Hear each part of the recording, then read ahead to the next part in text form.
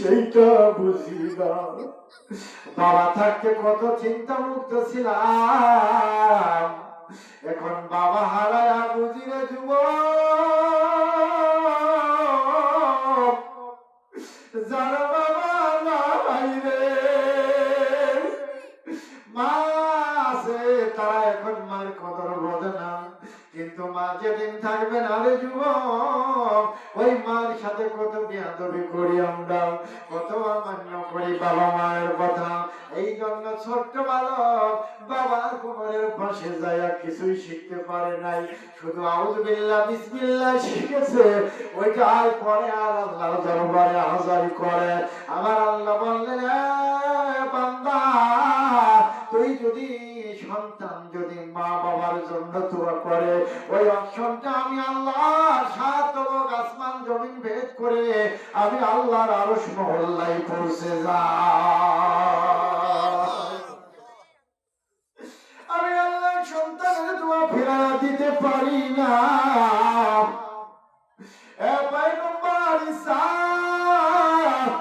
ওই বালক ফুপায়া ফুপায়া কান্দে আর বলে, আল্লাহ আমার আব্বার কবর তুমি জান্নাতের বাগান বানাইয়া দাও।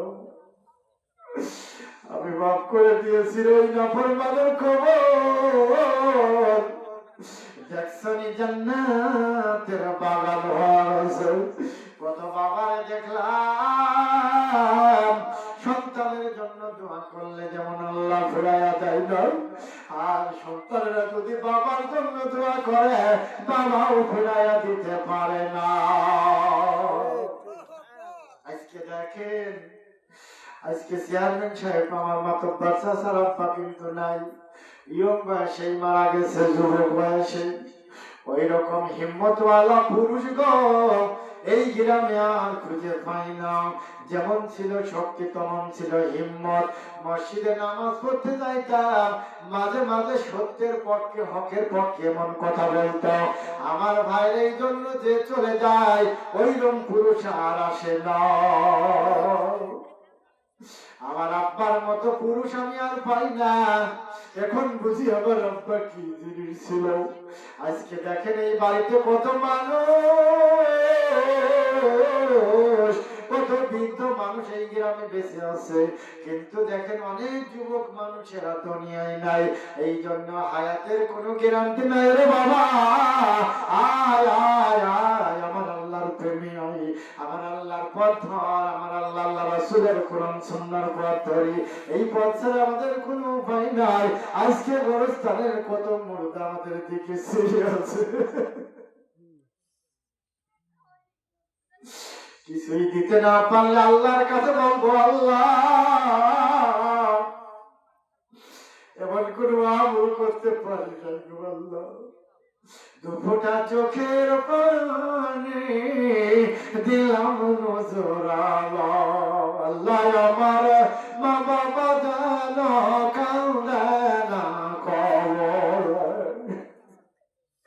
আল্লাহ আমার দাদা দাদি যেন কান্দে না কবর। জীবনে লেখাপড়া শেখার ইতিহাস আমার হুজুর এখানে বসে আছে রয়েছে, যার হাত ধরে তেল তেল করে আরবি শিখে আজকে এই জায়গায় বসার সুযোগ করলাম। আল্লাহ আমার উস্তাদের বসে, আয় আল্লাহ এই গ্রামে এমন কোনো বাড়ি নাই খাবার খাই নাই।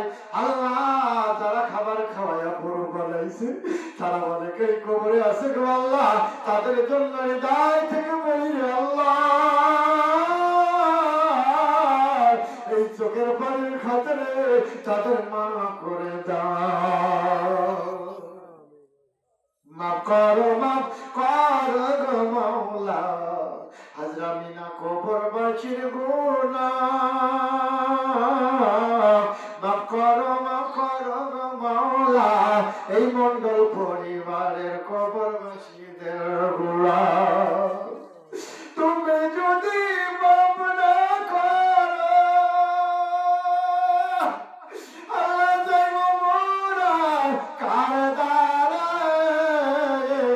মা বোনেরা কান্দে আল্লাহ মাফ করো কবরবাসীদের দুনিয়া কিছুই না রে বাবা। এখন কথা বলছে বাড়ি ফিরে যাইতে নাও পারি, কি হিদায়াত আল্লাহ দেবে আমাদের জানি না। আল্লাহ আল্লাহ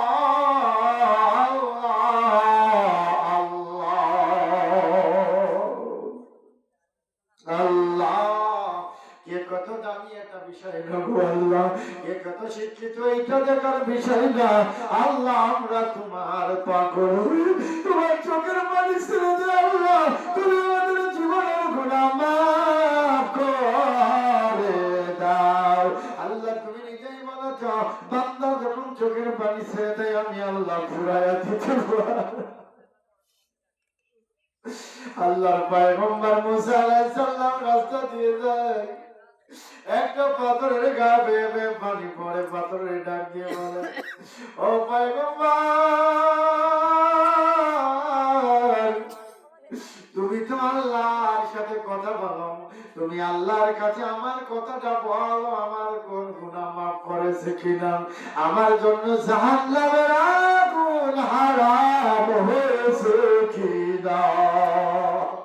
পয়গম্বর ডাক দিয়ে বলে আল্লাহ, একটা পাথর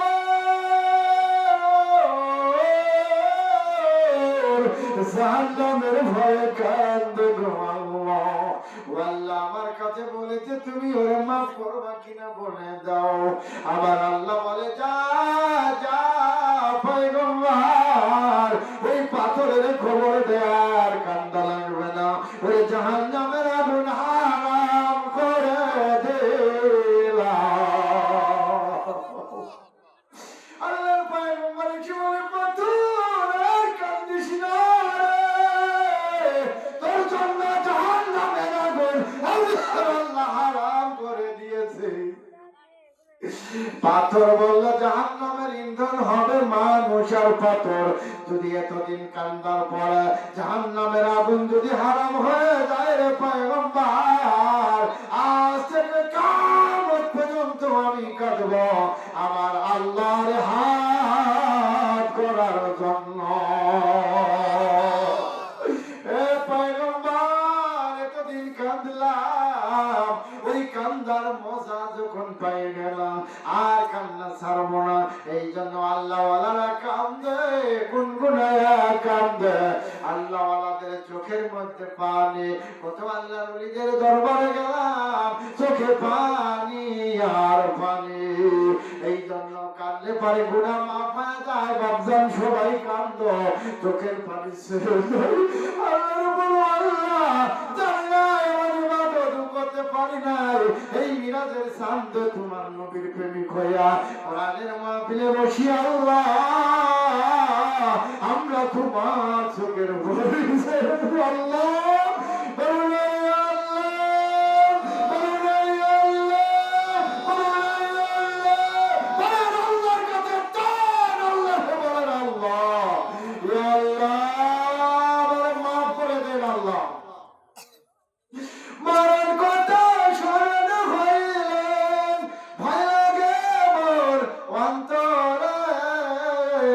আমাদের গুনাহ মাফ করো আল্লাহ, জিকির মাহফিলের খাতির।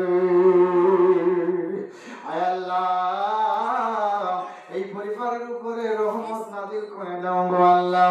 আয় আল্লাহ মানুষের সেবক বলে